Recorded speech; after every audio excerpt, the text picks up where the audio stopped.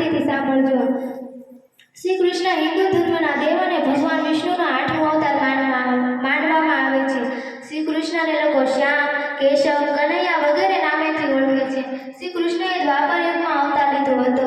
શ્રી કૃષ્ણના માતા પિતા દેવકી અને વાસુદેવ હતા। શ્રી કૃષ્ણનો જન્મ મથુરાની જેલમાં 8મા બાળક તરીકે થયો હતો। શ્રી કૃષ્ણનું પાલન પોષણ કરનાર માતા પિતા જશોદા અને નંદ બાબાએ કર્યું હતું। શ્રી કૃષ્ણ નાનપણથી ખૂબ